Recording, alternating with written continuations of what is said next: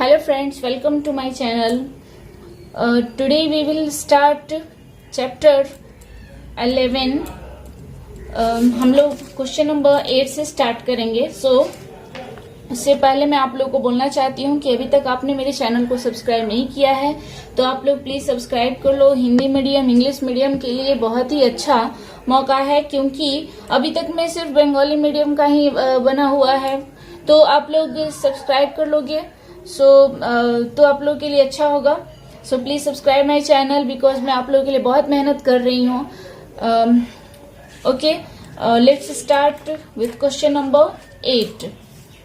साधारणतः वायु में नाइट्रोजन, ऑक्सीजन और कार्बन डाइऑक्साइड गैस का परिमाण क्रमशः 75.6%, 23.04% और 1.36% दिया हुआ है. तो 25 लीटर, यहाँ मीटर दिया हुआ है, लीटर होगा.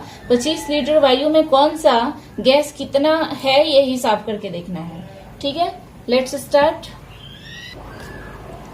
Question number 8. यहाँ दिया हुआ है कि वायु में, हवा में नाइट्रोजन, ऑक्सीजन और कार्बन डाइऑक्साइड यहाँ पे दिया हुआ है इतना है. तो हमें ये 25 लीटर वायु में कितना कौन सा गैस है ये परसेंटेज में हमें निकालना है. ठीक है, सॉरी, परसेंटेज में नहीं निकालना है, परसेंटेज में दिया हुआ है. हमें 25 लीटर वायु में कितना कौन सा गैस है ये निकालना है. तो चलो हम लोग स्टार्ट करते हैं. नाइट्रोजन तो लिखेंगे पहले कि in 25 litre air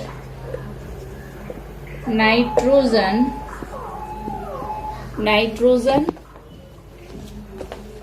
equal to 25 में दिया, 25 लीटर में निकालना है. नाइट्रोजन मेरा दिया हुआ है 75.6% दिया हुआ है. ठीक है, 75.6%. तो हम लोग यहाँ लिखेंगे 25 लीटर में हमें निकालना है. सो 25 लीटर इंटू यहाँ दिया हुआ है 75.6%. ओके, सो हम अब निकालेंगे 75.6%. 25 लीटर में कितना होगा?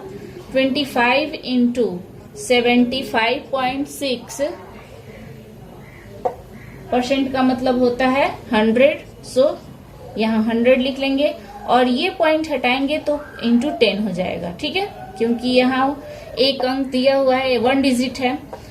नाउ अब हम लोग ये करते हैं, यहाँ मैं अच्छा से लिख दे रही हूँ ताकि आप लोग को प्रॉब्लम ना हो. अब 756 हो गया. 756 बाई 100 इंटू 10. देखो 25 4 जा 100 होता है. ठीक है, अब ये 25 4 जा 100 हुआ. 4 से देखो फिर ये कट रहा है 1 और इधर 3 हुआ तो 35 हुआ, 8 हुआ, फिर 3 बचा तो यहाँ 36 हो गया तो 9 हुआ. ठीक है, that is 189 by 10, that is 18.9 litre. Okay, ये मेरा नाइट्रोजन निकल गया. अब हम इसी तरह निकालेंगे ऑक्सीजन. पहले ऑक्सीजन तो यहाँ पे लिखेंगे कि 20 in 25 litre air oxygen equal to 25 litre into कितना दिया हुआ है यहाँ, तो 23.04% दिया हुआ है. ठीक है, तो हम इसे अब निकालेंगे. 25 लीटर इंटू 23.04. फिर हम 25 लीटर में निकाल रहे हैं. 25 इंटू 23.04 बाई 100% है. सो 100. अब ये पॉइंट हटाएंगे तो यहाँ फिर से मेरा 100 हो जाएगा. ठीक है, तो अब इसे हम काटेंगे 25 4 जा. ठीक है, और 4 से इसको फिर हम काटेंगे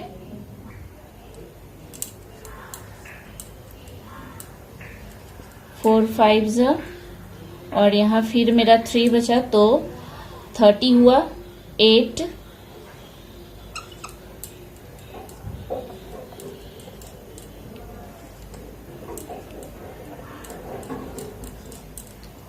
ठीक है। 5 7 4 आया, दैट इज यहां लिखेंगे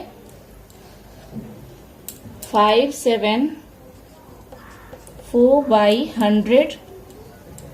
अब ये पॉइंट इसको हम फिर से ले लेंगे, यानी कि 5.74 लीटर। ओके, ये हुआ मेरा ऑक्सीजन 5.74 लीटर। अब हम इसी तरह निकालेंगे carbon dioxide. In 25 litre CO2 equal to 25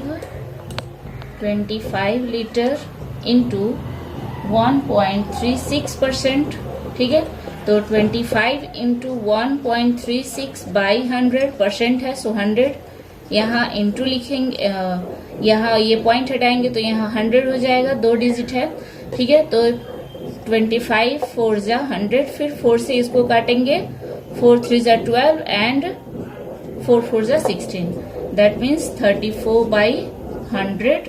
तो इसको हम लिखेंगे 0.34 लीटर। ये हम लीटर में निकाल रहे हैं। सो मेरा ऑक्सीजन CO2 मेरा निकला 0.34 litre. Okay, that is the answer. ठीक है, ये तीनों मेरा निकल गया। तो हम यहाँ लिख देंगे लास्ट में कि इन 25 लीटर नाइट्रोजन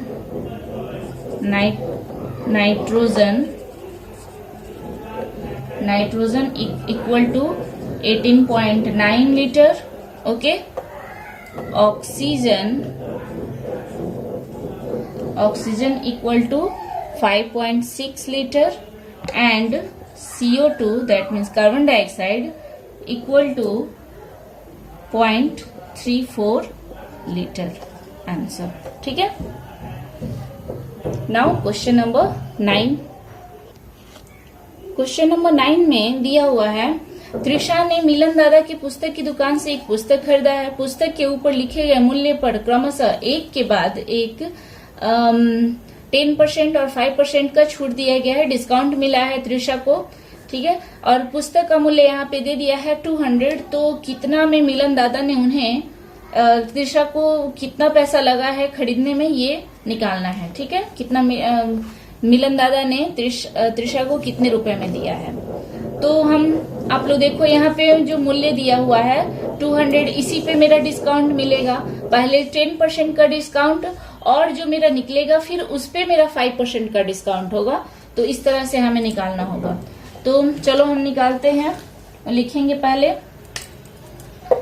पुस्तक का दाम, यानी price of book equal to यहाँ पे दिया हुआ है 200। ओके, 200 दिया है। अब फर्स्ट डिस्काउंट मेरा कितना निकला, फर्स्ट डिस्काउंट इक्वल टू यहाँ पे दिया हुआ है कि फर्स्ट डिस्काउंट मेरा है 10%। ओके, तो यहाँ लिखेंगे फर्स्ट डिस्काउंट इक्वल टू 10%। किस पे मेरा डिस्काउंट मिला है, 200 पे, यानी जो मेरा बुक का प्राइस है उस पे डिस्काउंट है। सो हम लिखेंगे यहाँ पे कि 200 इंटू 10%, दैट मीन्स 200 इंटू 10/100। 20 से 20 कैंसिल, यानी कि कितना हुआ, 2 into 10 equal to 20। So 20 rupees ये मेरा पहला डिस्काउंट हो गया। तो हम इसमें से हम पहला डिस्काउंट जो मेरा निकला, अब हम इसे माइनस कर देंगे। सो हम लिखेंगे price of book after 10% discount equal to 200 minus 20, that means 180। Okay, 180 ये मेरा डिस्काउंट हुआ। अब यहाँ पे बोला जा रहा है कि एक और डिस्काउंट है, एक के बाद मतलब कि क्रमशः डिस्काउंट मिला है उसे, पहले 10%, उसके बाद फिर 5% मिला है। तो हम फिर 5% वाला डिस्काउंट ये करेंगे। अब मेरा जो डिस्काउंट होगा अब इस पे डिस्काउंट होगा, क्योंकि अब तो बुक का दाम अब कितना हो गया है, प्राइस अब हो गया है 180। सो हम इस पे अब डिस्काउंट लेंगे, तो लिखेंगे सेकेंड डिस्काउंट इक्वल टू मेरा दिया हुआ है 5%। ठीक है, तो लिखेंगे अब 180 पे डिस्काउंट होगा मेरा, सो 180 इंटू 5/100, 180 इंटू 5/100, 10 से 10 कैंसिल हो गया। ठीक है, तो यहाँ पे आप देखो 5 2 10 एंड 2 से यहाँ पे 9 2 18 होता है, सो इक्वल टू 9 रुपीज। ये मेरा सेकेंड डिस्काउंट मेरा 9 रुपीज हुआ। अब मेरा पहले 180 दाम था, अब मेरा उसमें भी 9 रुपीज अब डिस्काउंट हो गया है, तो अब कितना प्राइस होगा ये लिखेंगे। सो लिखेंगे price of the book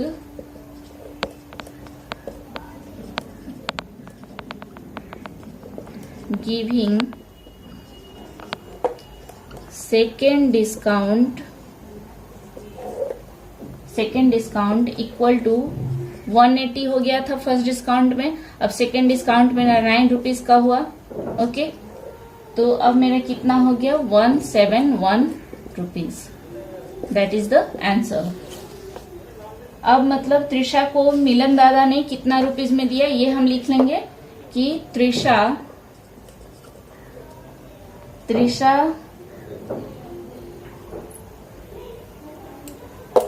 gave Milan दादा equal to 171 rupees. Answer. Now 10, question number 10 में दिया हुआ है कि एक वर्ग क्षेत्र के प्रत्येक भुजा की लंबाई 10% बढ़ाया जाए तो वर्ग क्षेत्र में कितना प्रतिशत बढ़ेगा, ये त्रैराशिक सूत्र से निकालना है। ठीक है, तो ये बहुत ही इंपॉर्टेंट क्वेश्चन है, ये एग्जाम में आता है, और ये त्रिशा क्वेश्चन नंबर 9 भी इम्पोर्टेंट है, लेकिन ये 10 बहुत ज्यादा इम्पोर्टेंट है। आप लोग इसे कर लेना जरूर, और मैं इसे बहुत ही इजीली बता रही हूँ ताकि आप लोग को प्रॉब्लम ना हो। तो पहले यहाँ देखो कि प्रत्येक भुजा की लंबाई यहाँ पे 10% बढ़ा दिया जा रहा है। सपोज हम लोग लेकर चलते हैं कि मेरा लंबाई है स्क्वायर का मेरा लेंथ है, length of the square equal to हम मान लेते हैं कि 100 है। ठीक है, तो 100 है, 100 यूनिट है, हमें पता नहीं है कि कितना है, इसलिए मैं यहाँ यूनिट लिख रही हूँ। 100 यूनिट है, तो हम यहाँ लेंथ ऑफ द स्क्वायर मेरा 100 है, सो एरिया कितना होगा, area of square equal to क्या होता है, साइड स्क्वायर होता है, तो यहाँ मेरा 100 का square that is square unit, इतना होगा। ठीक है, इतना होगा। ये तो हो गया मेरा, अभी हम लेंथ नहीं बढ़ाए हैं तब, ये पहले हो गया। अब यहाँ बोल रहा है कि 10% बढ़ा दिया गया है। अब हम लिखेंगे तो अब मेरा लेंथ कितना हो जाएगा, नाउ व्हेन लिखेंगे when 10% when length of square increases 10%, then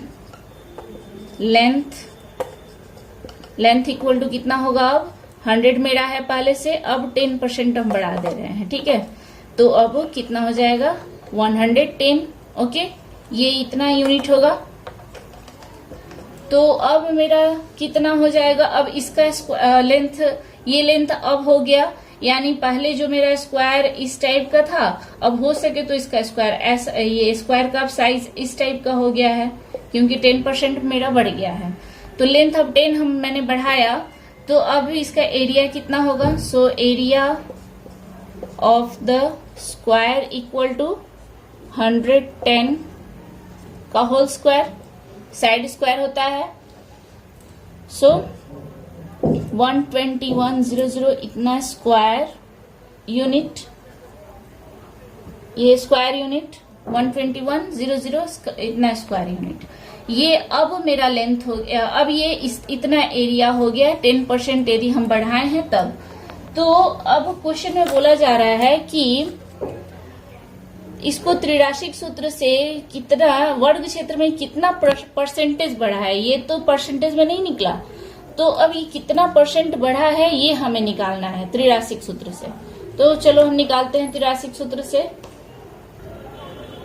तो यहाँ लिखेंगे ओरिजिनल एरिया, पहले जो नहीं बढ़ा था तब ओरिजिनल एरिया, और यहाँ लिखेंगे after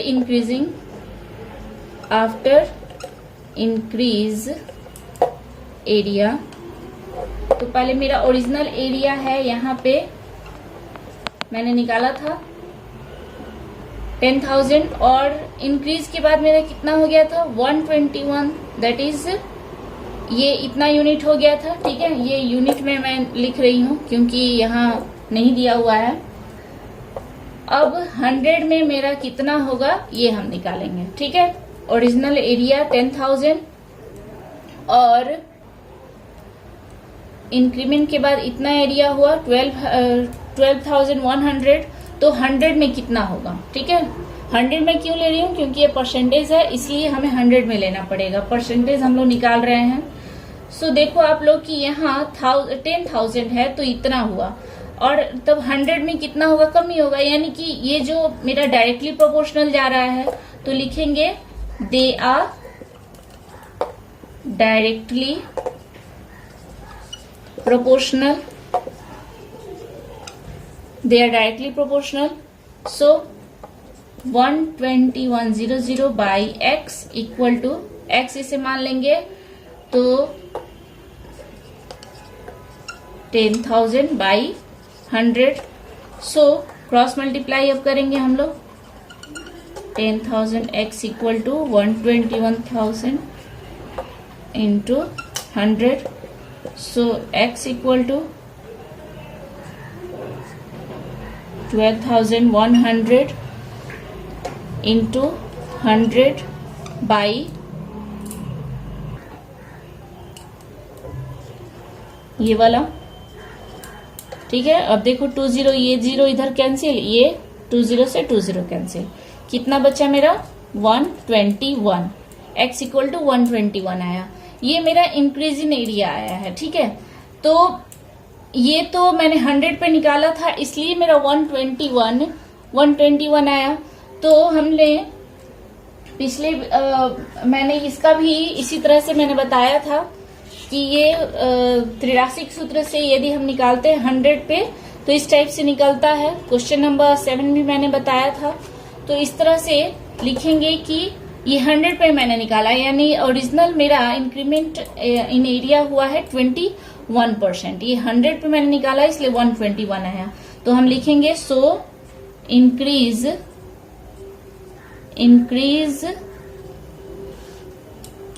in area equal to 21%। Answer. So guys, video पसंद आए तो प्लीज मेरे चैनल को लाइक करो, आप लोग शेयर करो अपने फ्रेंड्स के साथ, सब्सक्राइब करो। Thank you. Stay healthy.